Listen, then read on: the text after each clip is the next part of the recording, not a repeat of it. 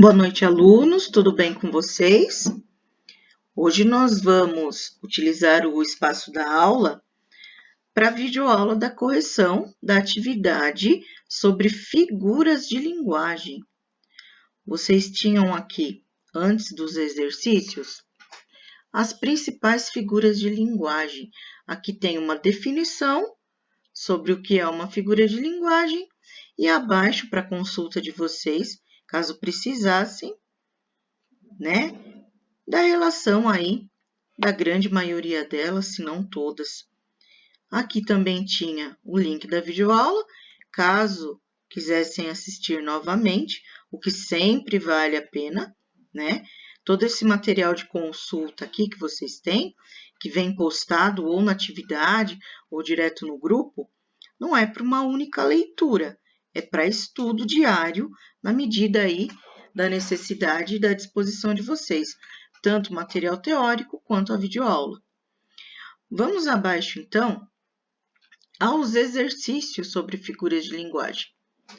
Então, aqui, o primeiro, ele nos diz o seguinte: qual figura de linguagem está representada na frase "o amor é um grande laço"? Aqui de antemão, já ponho a letra B para vocês. Quando a gente diz que o amor é um grande laço, a gente está dizendo que ele nos envolve, que ele une, né, as pessoas, que ele amarra as pessoas. Mesmo quando esse amor é unilateral, ele traz para aquele que ama, né, o amor, ele amarra alguém em você. Ele traz aí uma pessoa que parece que ela vive amarrada com você.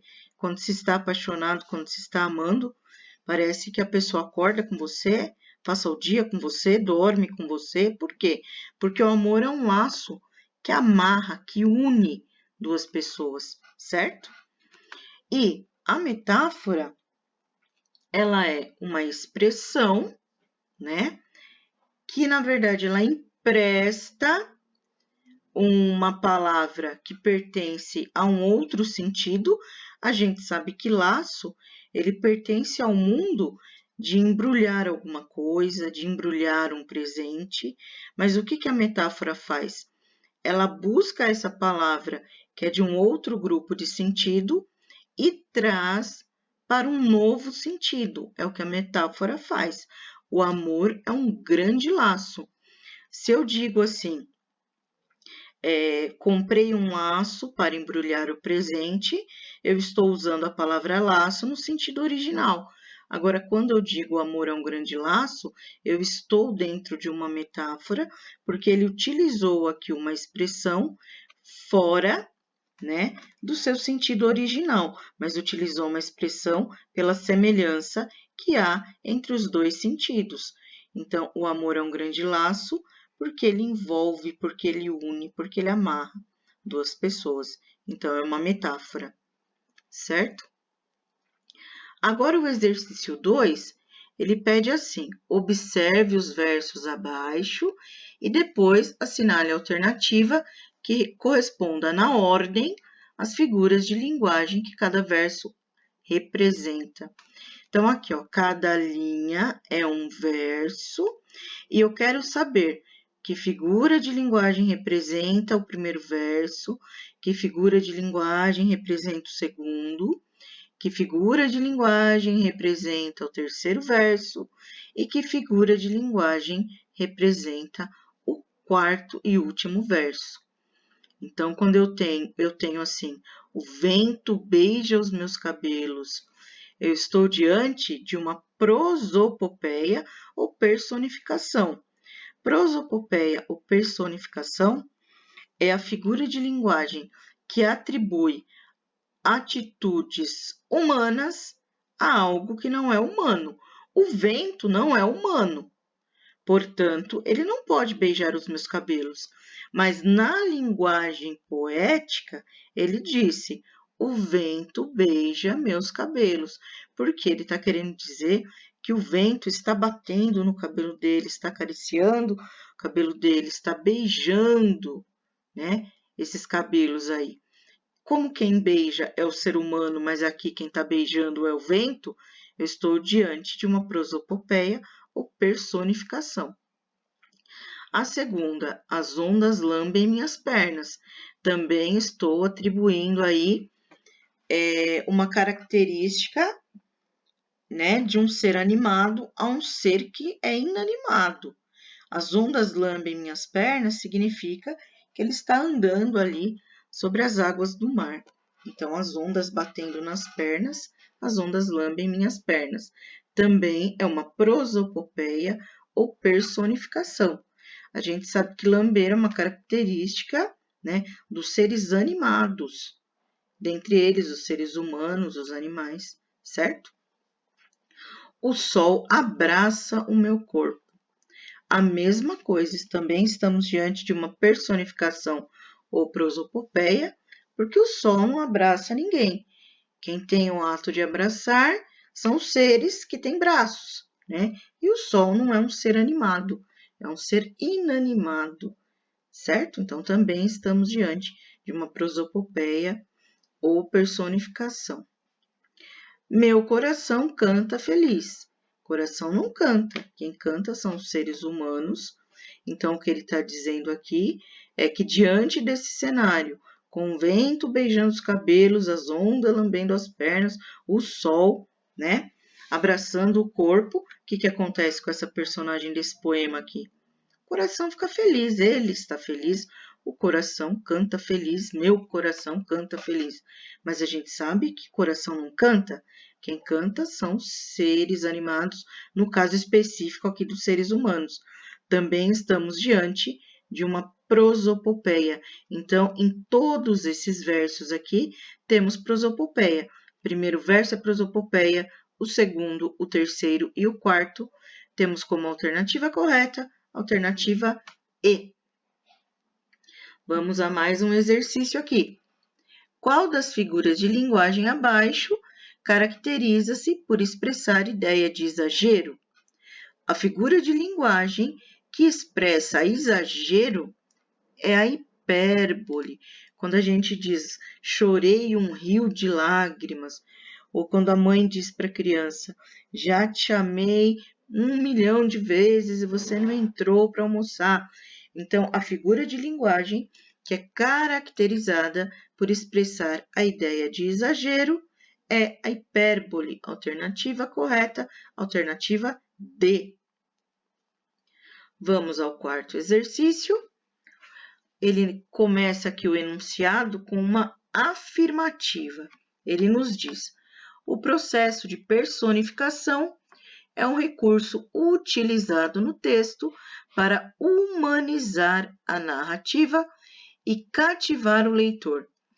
Um exemplo de personificação aparece no seguinte fragmento, ou seja, ele quer saber de nós em qual das alternativas há um exemplo de personificação.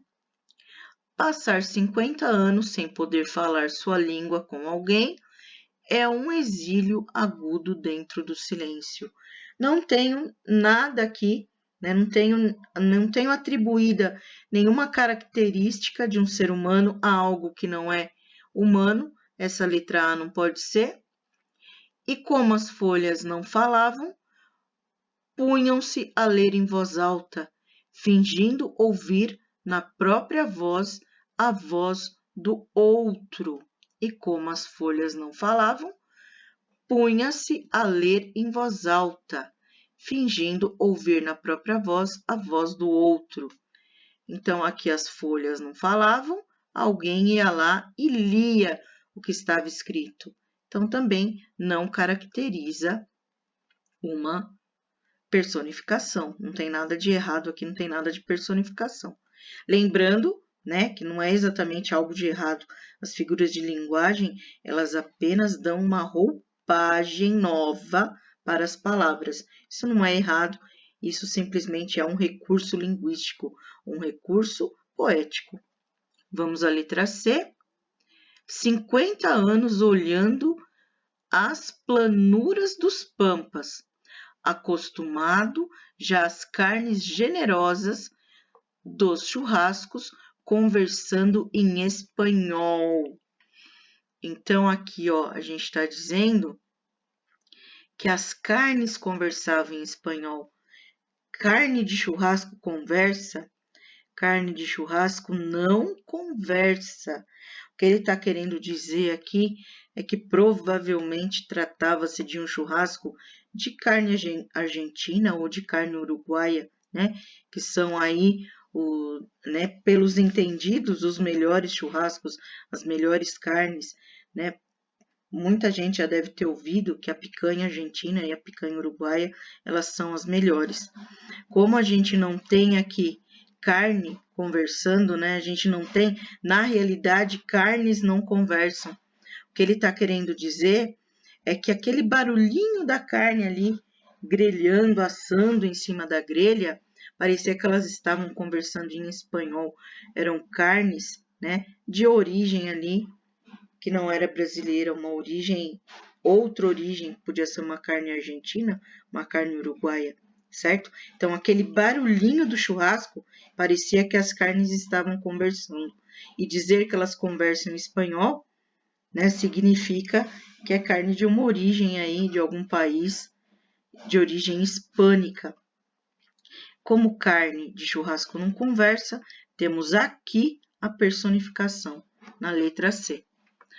Letra D, era agora um homem inteiro, tinha enfim nos lábios a canção. Não temos aqui personificação. Nessa frase aqui, só sei que nada sei, também não temos personificação. Temos outra figura de linguagem, mas personificação não é. Vamos aqui à questão número 5. No enunciado, era uma pessoa que não raramente faltava com a verdade? Qual figura de linguagem representada? Era uma pessoa que não raramente faltava com a verdade. Ou seja, era uma pessoa que não era raro mentir. Então, era uma pessoa que mentia com frequência. Mas para não chamar a pessoa de mentirosa, né? É uma expressão forte, né? Então, quando a gente fala era uma pessoa mentirosa, é um peso, é pesado, é um enunciado pesado, é um enunciado denso falar que alguém é mentiroso.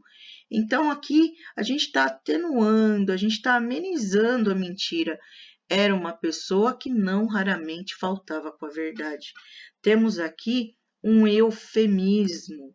O eufemismo, quando a gente tem um enunciado muito pesado, por exemplo, vovô morreu, né? Para a gente explicar para uma criança vovô morreu, é pesado. Se a gente diz que vovô foi morar com Jesus, ou que vovô tornou-se uma estrelinha de agora em diante, a gente tem um eufemismo. O eufemismo, ele dá uma suavizada no sentido de alguma coisa que é mais pesada. Então, em vez de jogar que uma pessoa era mentirosa, se nós falarmos era uma pessoa que não raramente faltava com a verdade, dá uma suavizada num sentido aí que já é pesado, certo? Então, para hoje é o que temos. Eu espero que com essa correção as dúvidas agora sejam todas esclarecidas, né? E que tenha ficado mais claro aí cada um dos exercícios. Eu sempre acho que o momento da correção é um momento primoroso, porque é mais uma chance de entender a matéria. E é lógico, se houver aí mais alguma dúvida, por favor, vocês se dirijam a mim para que nós possamos esclarecer. Por enquanto, muito obrigada e vamos dar continuidade à aula aí, tá certo? Podem trazer as dúvidas aí no grupo, caso elas ainda existam, ok? Até mais então.